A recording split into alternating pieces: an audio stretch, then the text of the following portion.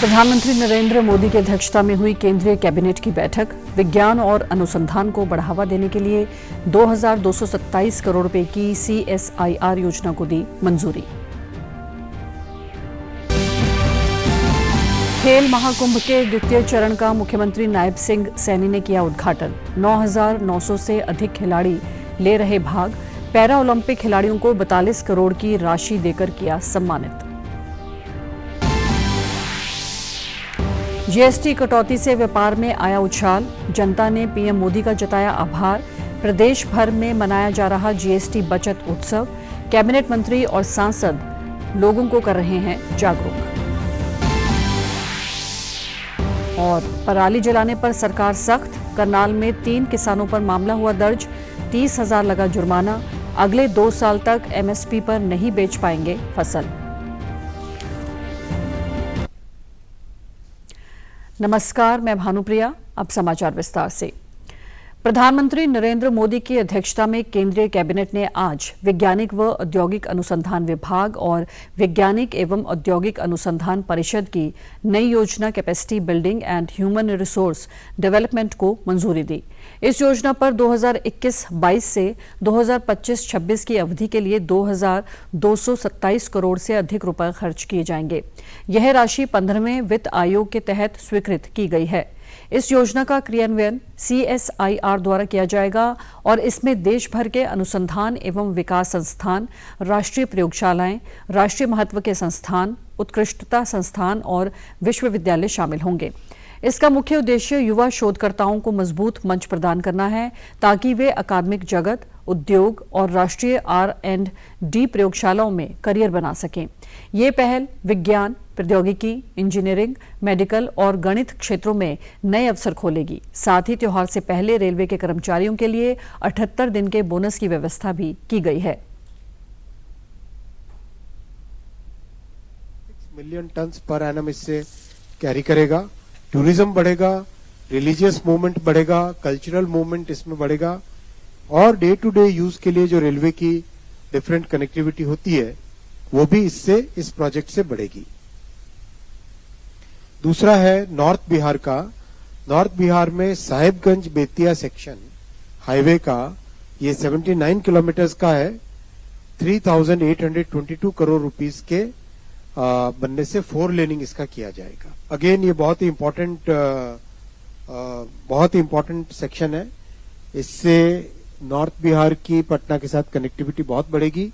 North और western parts of Bihar इससे connectivity बढ़ेगी।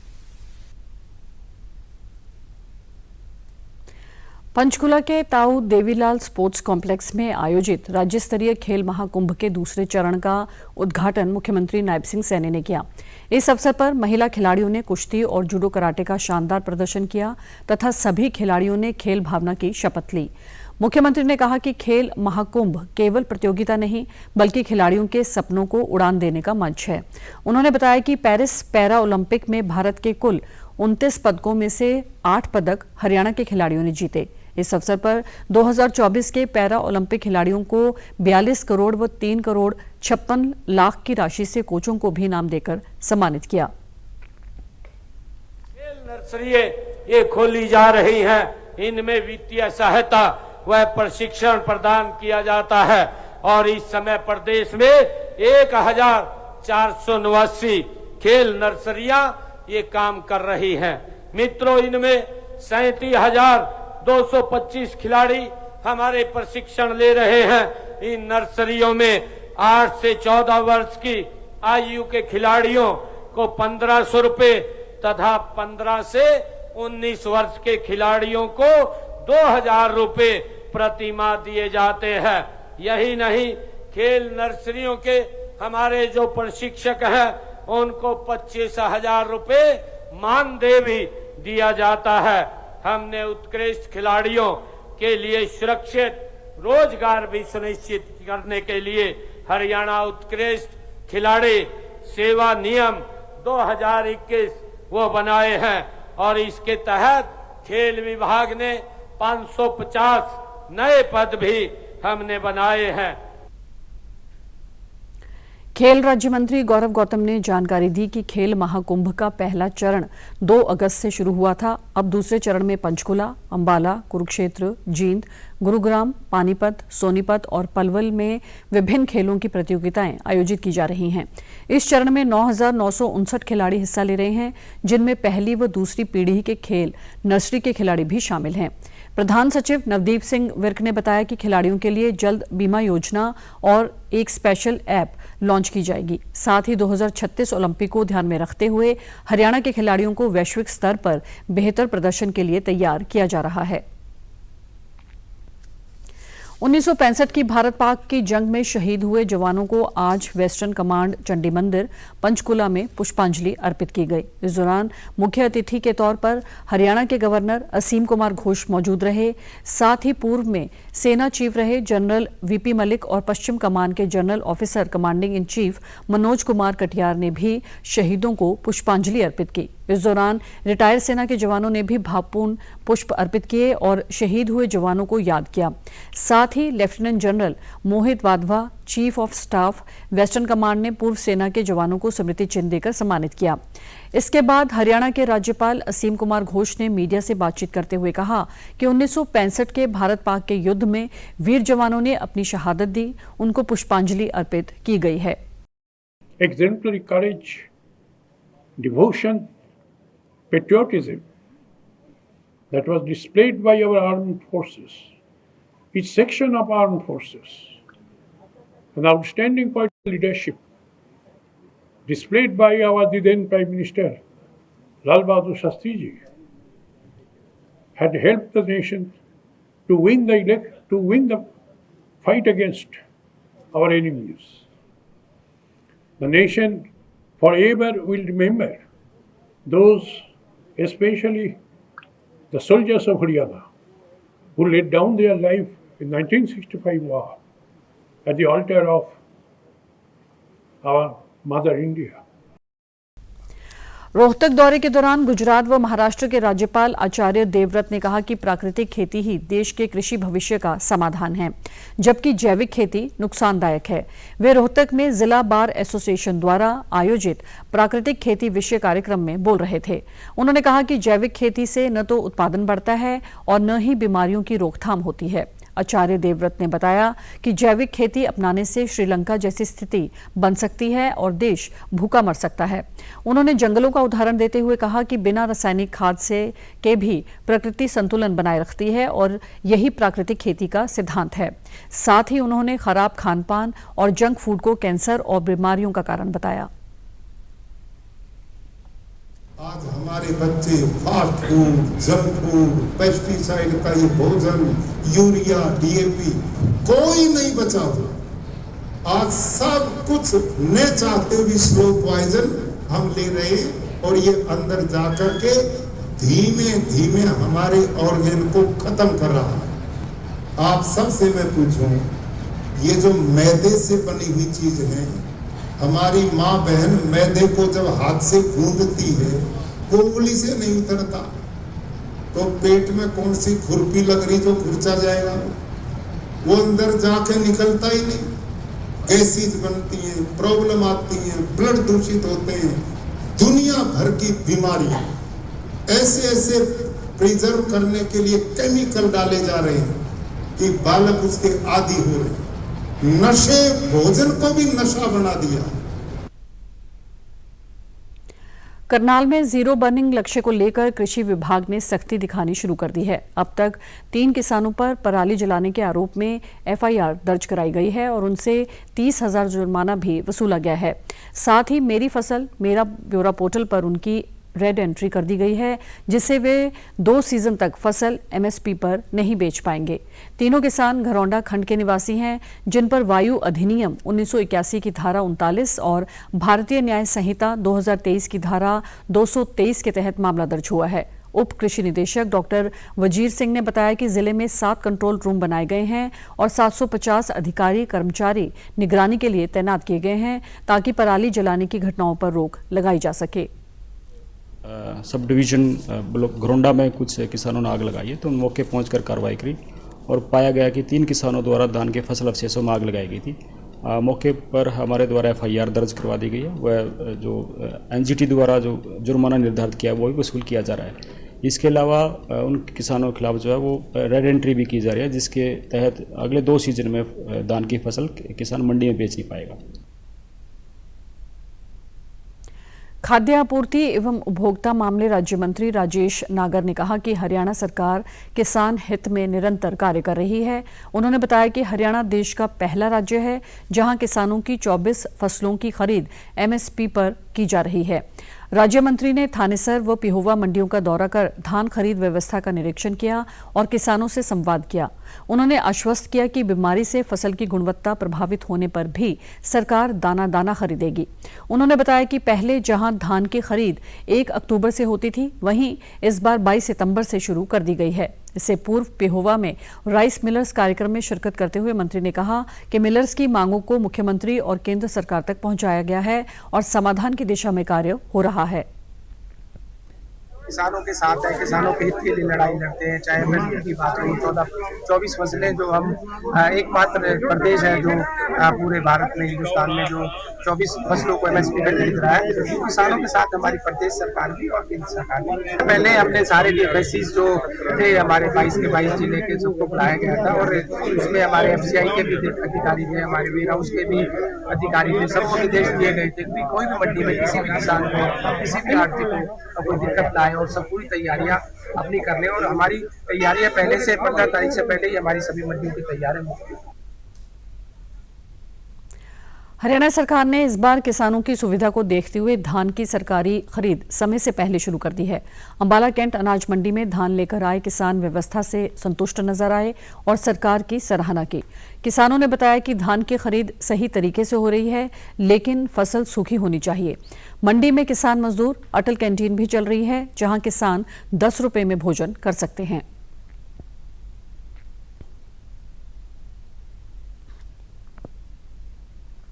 अपना धान की फसल लेके आया हूँ। धान की खरीद यहाँ अच्छी शुरू हो गई है और इस मंडी में अच्छी सुविधाएं हैं और धान की खरीद अच्छी हो रही है। और यहाँ पे अटल कैंटीन भी है जो किसानों के लिए अच्छी सुविधा है, खाने पीने का उसमें अच्छा बंदोबस्त किया गया है और हमें यहाँ पे कोई समस्या नहीं है। बिल्कुल हमारी फसल ठीक बिक रही है। जिस सरकार का हम धन्यवाद देना चाहते हैं जो किसानों के प्रति इतना वो काम कर रही है और अच्छी सुविधाएं दे रही है। हम सरकार से खुश हैं। बाड़े से आए हैं जी, धान लेकर ठीक बिक रहा है, सूखा माल ठीक बिक रहा है, बाकी गिल्ले में प्रॉब्लम आवा थोड़ी।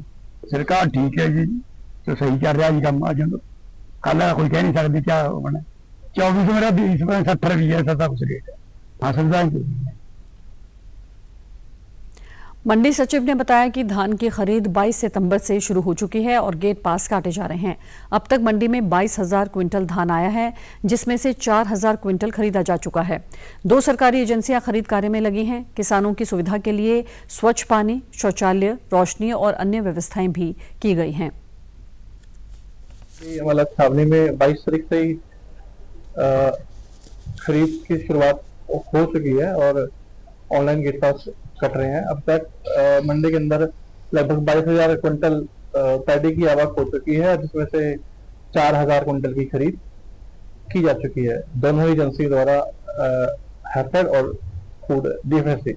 किसानों के लिए यहाँ पीने का पानी का प्रबंध है। मंडी के अंदर कूलर लगे हुए हैं और रात के समय लाइट का प्रबंध है, शौचालय का प्रबंध है और दिन के समय किसानों के लिए अटल श्रमिक किसान कैंटीन जिसकी शुरुआत की गई थी इस अप्रैल महीने में, तो वो बहुत अच्छे तरीके से कार्य कर रही है, जिसमें किसानों को 10 रुपए की दर से जो दोपहर का भोजन है वो प्रदान किया जा रहा है।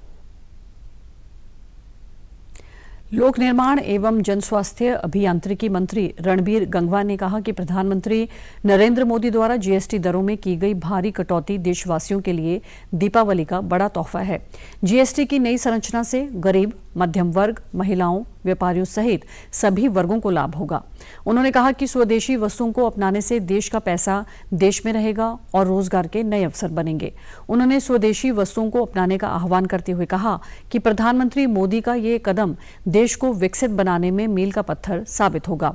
साथ ही किसानों को खाद और अन्य जरूरत की पर्याप्त व्यवस्था का भरोसा भी दिलाया।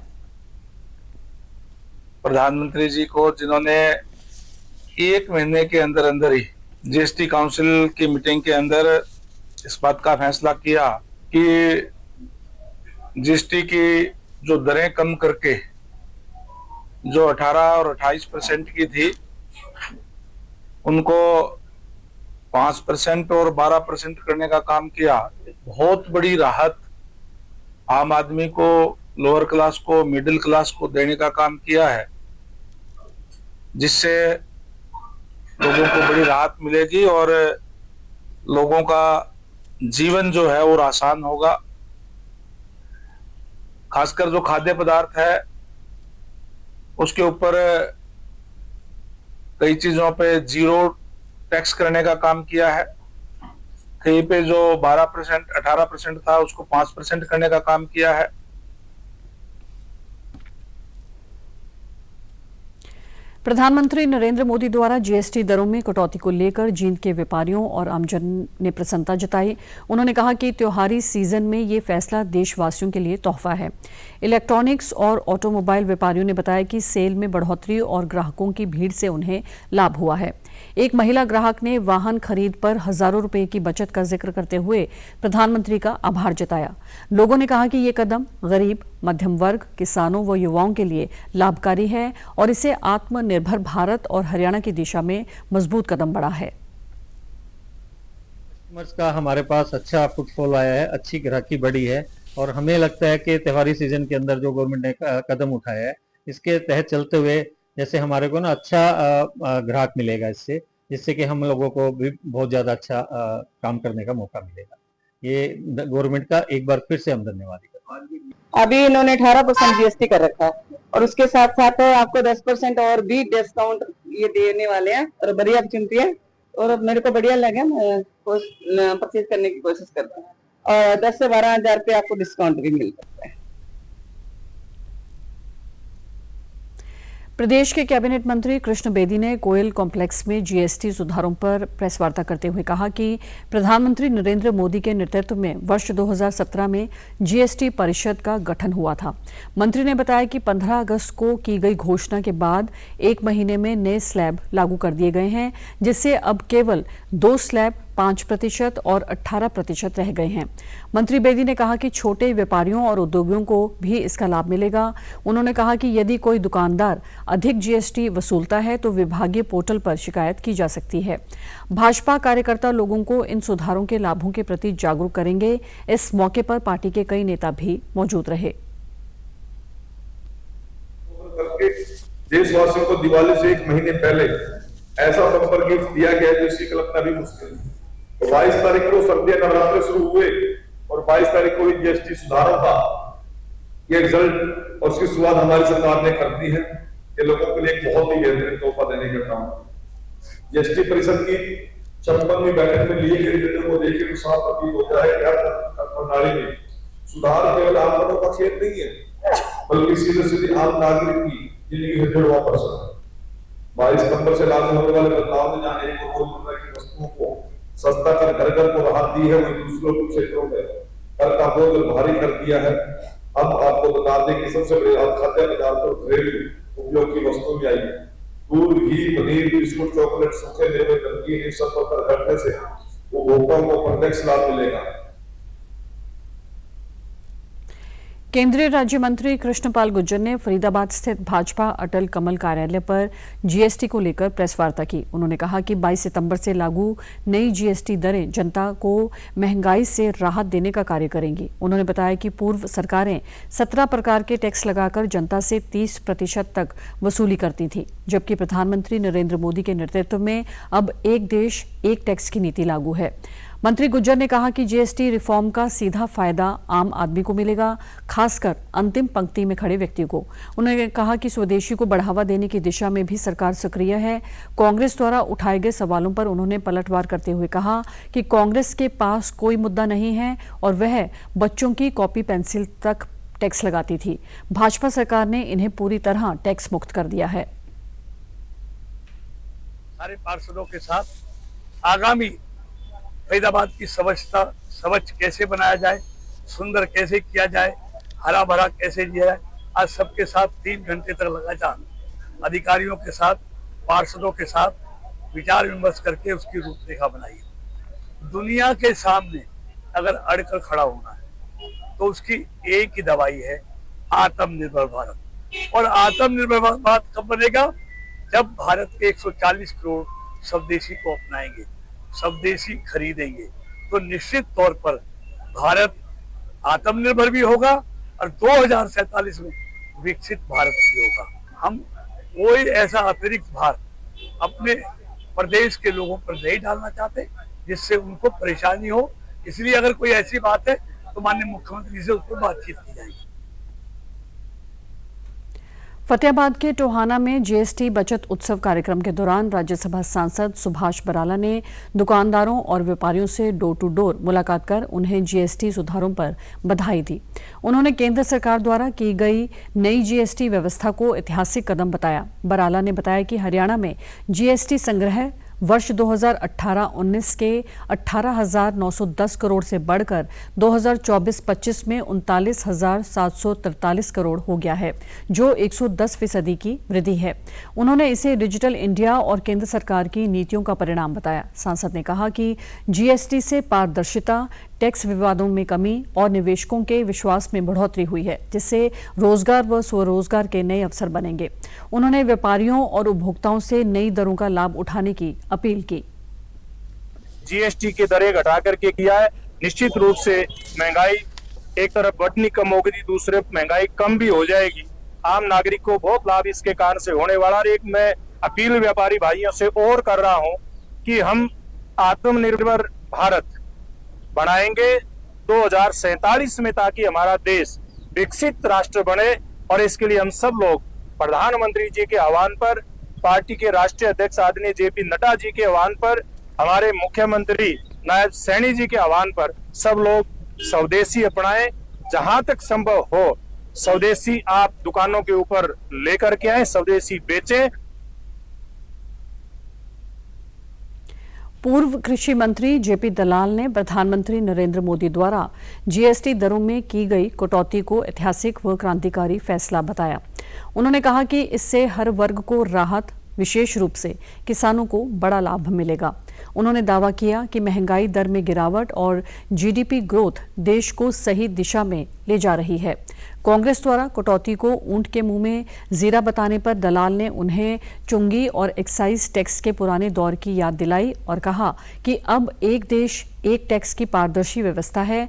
वोट चोरी के आरोप पर दलाल ने कांग्रेस पर बूथ कैप्चरिंग और दबंगई की राजनीति करने के आरोप लगाए।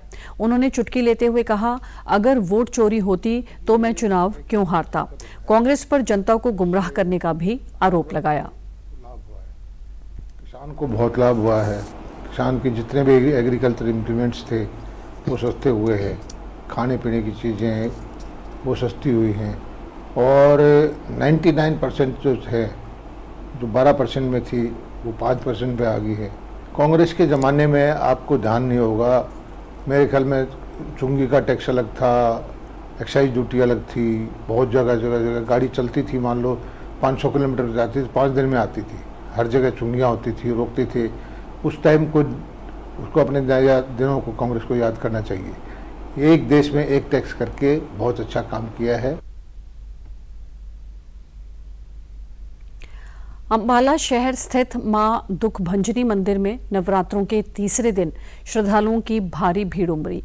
यह मंदिर उत्तर भारत के उन चुनिंदा मंदिरों में शामिल है जहां हर वर्ष मां चंद्र घंटा के दिन मां का विशेष रूप से दूध से स्नान करवाया जाता है। सुबह से ही मंदिर परिसर में भक्तों का तांता लगा हुआ है। महिलाएं मां का दूध से स्नान करवा रही हैं। मंदिर के पुजारी पंडित पंकज के मुताबिक यह परंपरा सदियों पुरानी है। उन्होंने बताया कि तीसरे नवरात्र को मां का दूध से स्नान करवाने के बाद शाम को मां की पालकी नगर भ्रमण के लिए निकाली जाएगी। इसके अगले दिन ताजपोशी कार्यक्रम आयोजित किया जाएगा, जो आमतौर पर केवल प्रमुख एवं उच्च मंदिरों में होता है। इसलिए माता जी को आज दूध से स्नान कराया जाता है। दूध से बनी हुई वस्तुएं भी हम माता जी को भोग लगा सकते हैं। जैसे कल माता जी की ताजपोशी है, तो उसमें भी भक्त अपने घरों से कुछ ना कुछ बना करके लाएंगे और माता जी को भोग लगाएंगे। माता जी का दूध स्नान यहाँ पे बड़े पंडित जी के द्वारा शुरू किया गया, जो परंपरा आज 35-40 साल से लगातार चल रही है। आज ही माता जी की नगर परिक्रमा भी है। माता जी पालकी में विराजमान होकर माता जी की जोत आज अपने भक्तों के घरों में फेरा डालती है। मंदिर में आए श्रद्धालुओं ने बताया कि वे वर्षों से इस मंदिर में दर्शन करने आ रहे हैं और नवरात्रों के दौरान यहाँ का वातावरण पूरी तरह भक्तिमय हो जाता है। पूरे दिन भजन कीर्तन का मां के जयकारे मंदिर परिसर को आध्यात्मिक ऊर्जा से भर देते हैं। श्रद्धालुओं का मानना है कि मां दुख भंजनी सच्चे मन से मांगी गई हर मुराद पूरी करती है। बहुत सालों से आ रहे हैं। ये मंदिर बहुत प्रसिद्ध है, बहुत पुराना है जी। हम इतने सालों से आ रहे हैं, हर मनोकामना पूरी होती है जी। और सभी ज्यादा से ज्यादा लोग आए यहाँ पे, बहुत अच्छी बात होती है। आओ फोटो खोलो, यहाँ पे आशीर्वाद माता रानी को जो भी आता है ना जी, यहाँ पे सबको अलग अलग अपने बच्चों को ये सब कुछ लिए बहुत अच्छा होता है। यहाँ पे सूर्य स्नान होता है सुबह 5 बजे, शाम को 12 बजे तक, दोपहर तक। और बहुत आते हैं, आप भी लोग कई सारे आए।